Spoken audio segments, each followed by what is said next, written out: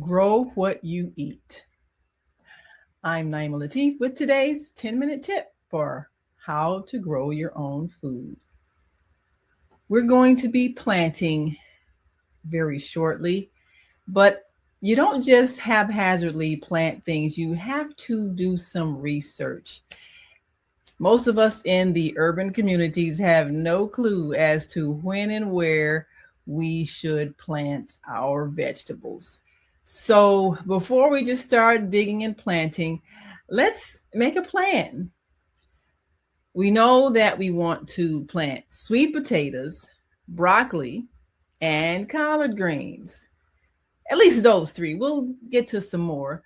But now that we're about to enter May, we know that we're in the spring and we can be pretty certain that we have finished with the last frost. Usually, some winters extend a little longer than others, but we can be sure in the Chicagoland area, we're done with frost. So the earth is going to be warming up to the temperatures that we need in order to start planting. So, one of the first things you want to do is figure out about when you should start planting certain vegetables. So, let's take a look at collard greens. Collard greens are hardy, easy to grow, cool season crops.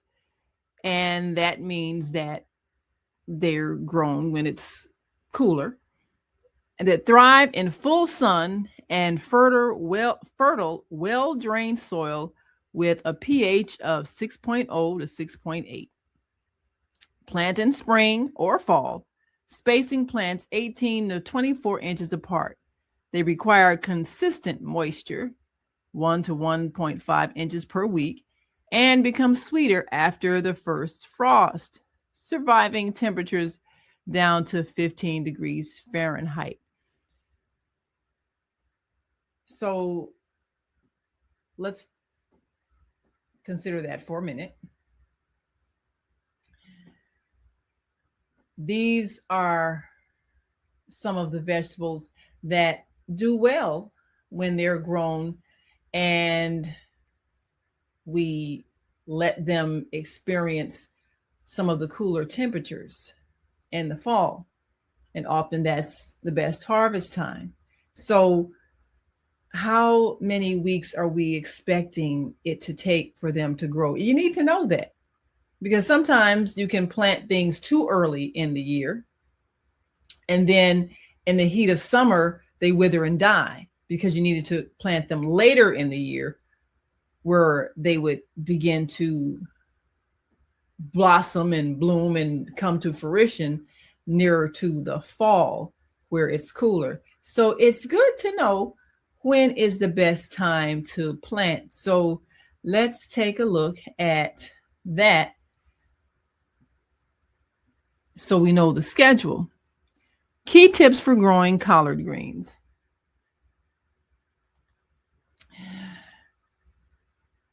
Well, for fall, sow seeds 10 weeks before the first frost. For spring, plant 4 to 6 weeks before the last frost. So we're probably going to look at this as a fall crop, which means we want to plant them a little later in the summer. For soil and planting, use well-drained soil enriched with compost. Sow seeds a quarter to a half inch deep. Okay. So well-drained soil. We're probably going to use the raised beds for this. Light and spacing. Full sun is best with 6 plus hours. That means they need to be closer to where the sunlight hits the longest, maybe that middle part of the yard where it gets the most sunlight during the day. It says, though they can tolerate partial shade, space plants 18 to 24 inches apart. Now, watering and fertilizer. Keep soil consistently moist, especially in dry weather.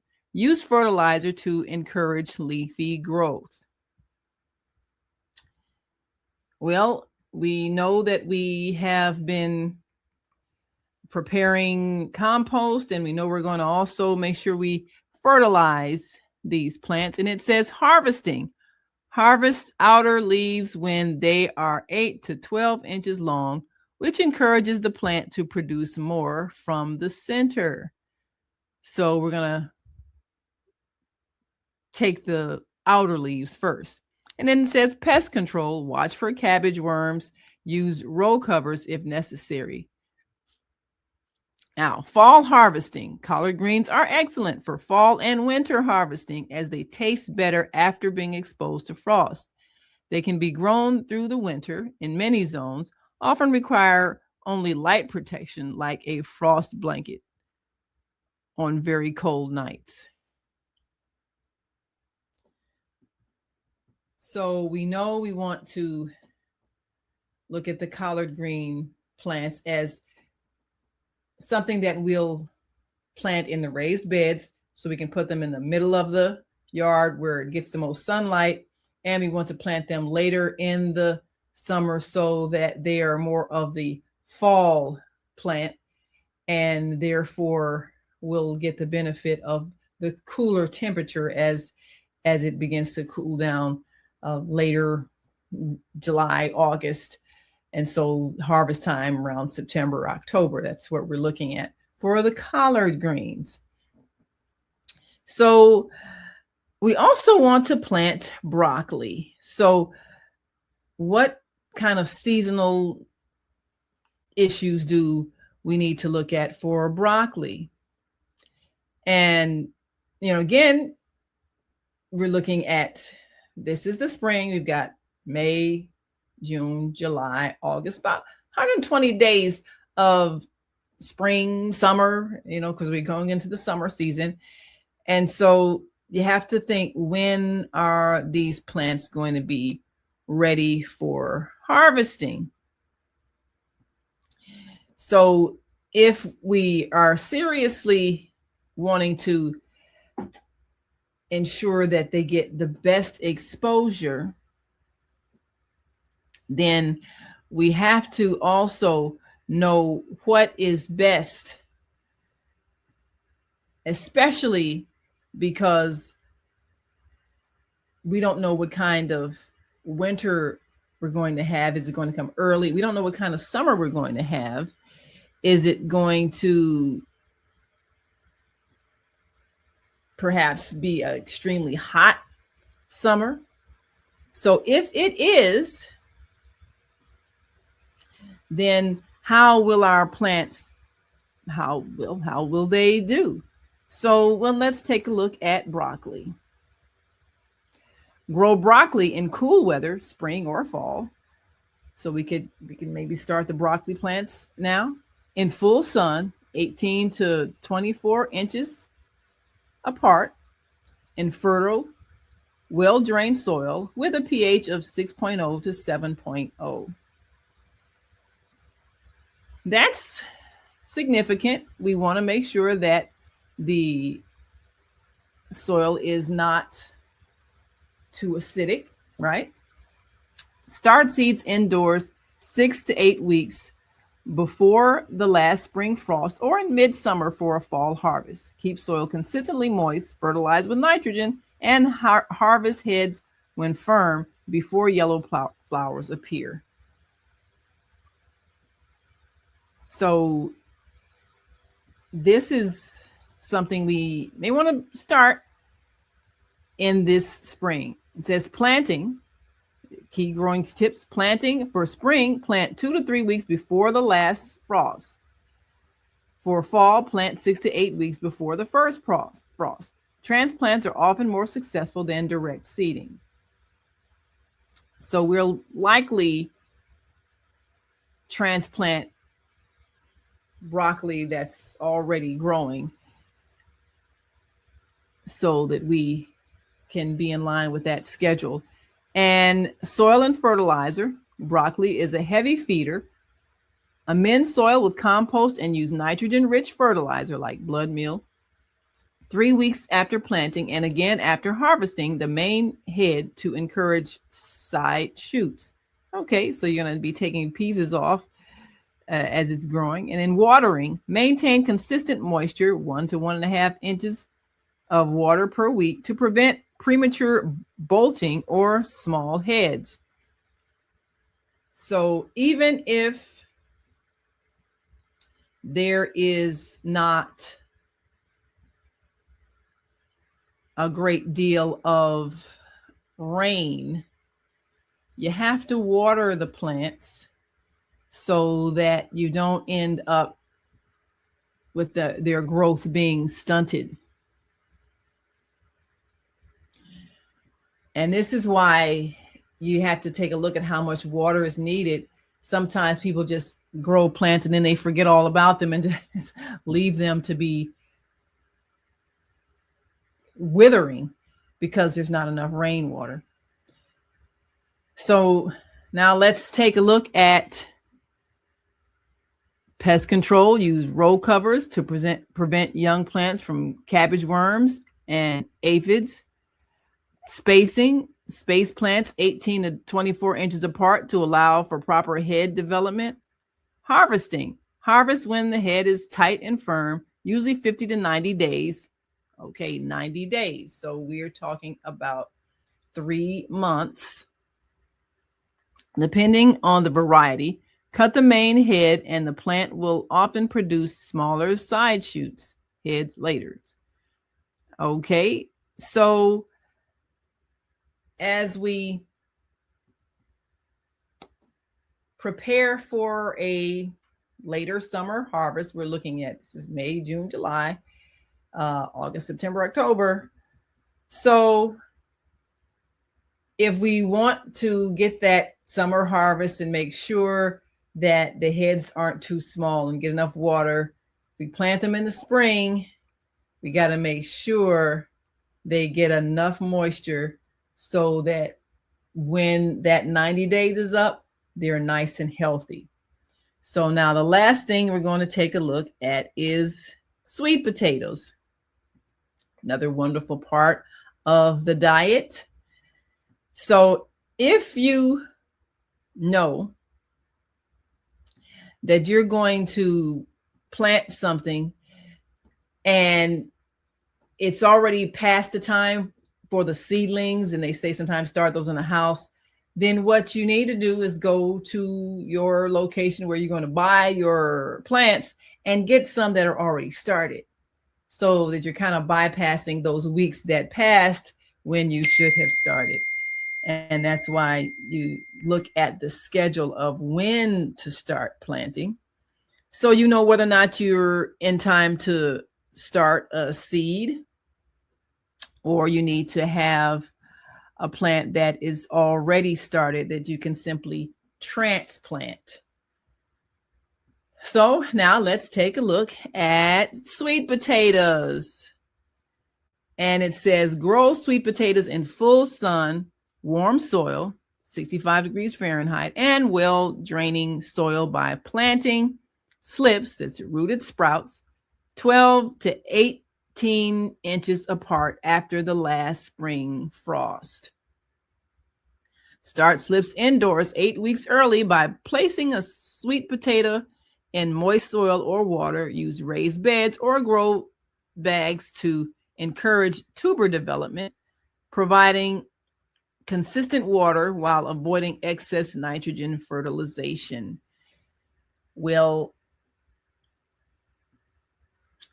this is another plant where, you know, if we started inside weeks ago, it might just be getting to the point where we could transplant it. So we're going to be looking at getting a plant that's already started, getting plants that have already started. So we're going to be transplanting them so that we are in time for their season of growth.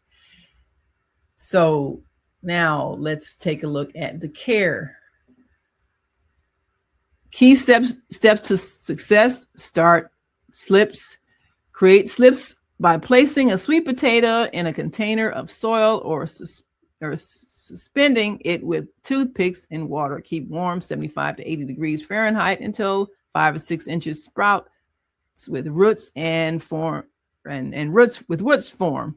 So we know this is a plant that's going to require some hotter temperatures. So yes, we want to be planting them in the beginning of spring. It says planting location, choose a site with full direct sun, 6 to 8 hours. Soil should be loose, sandy, or loamy to encourage tuber growth. As you know, the little tubers, or the little potatoes. Planting. Plant slips 2 to 3 weeks after the last frost. Once the soil is warm, well, it's getting warm now. Bury them deep, leaving only the toothpicks above the ground. Space them 12 to 18 inches apart.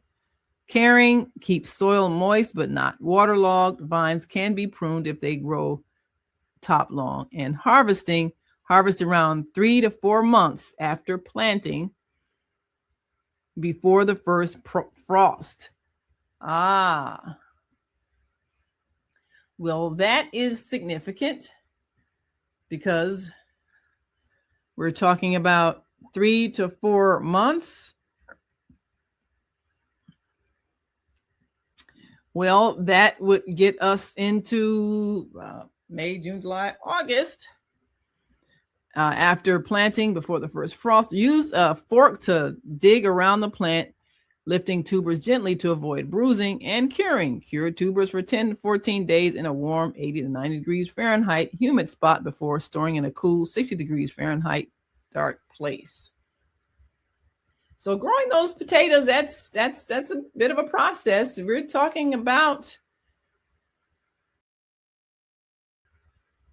120 days, maybe all summer, for those sweet potatoes, because they grow underground.